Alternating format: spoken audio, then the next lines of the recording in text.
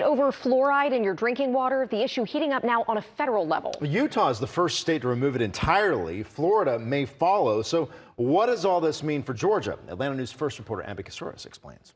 According to state law, all water systems must add fluoride to drinking water. The Atlanta-based Center for Disease Control found that Georgia has some of the highest rates of fluoridation at 95% of its residents. But there's an effort to change that after a new study. By the National Toxicity Program of new science that shows a direct inverse correlation between exposure to fluoride and IQ loss, particularly in children. The highly contested study that Health and Human Services Secretary Robert F. Kennedy is referring to found higher levels of fluoride exposure. 1.5 milligrams of fluoride per liter are associated with lower IQ levels. Stuart Cooper with the Fluoride Action Network is leading legislative efforts to remove fluoride from drinking water across the country and here in Georgia. Look on the back of your toothpaste bottle. It says if you swallow more than a pea-sized amount, call poison control. That's 1/4 milligram of fluoride, the same in a 10-ounce glass of fluoridated drinking water. The CDC considers community water fluoridation one of the 10 great public health achievements of the 20th century. And doctors like family medicine Dr. Cecil Bennett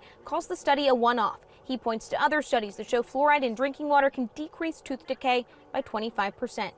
These latest studies, when we're looking at increased fluoride levels affecting brain function, we're looking at fluoride levels that were twice the level of what we're looking at in drinking water. So it's really not comparing apples to oranges. He says people in rural Georgia or people with lower incomes are most at risk. You can get fluoride naturally from fresh produce and seafood. We make these public health changes. The people who suffer are the poorer folks in our society. Secretary Kennedy has said he's talking with governors about following Utah's lead in removing fluoride from their water. We reached out to Governor Kemp's office for a comment, but have not heard back. In Kennesaw, I'm Abby Casoras.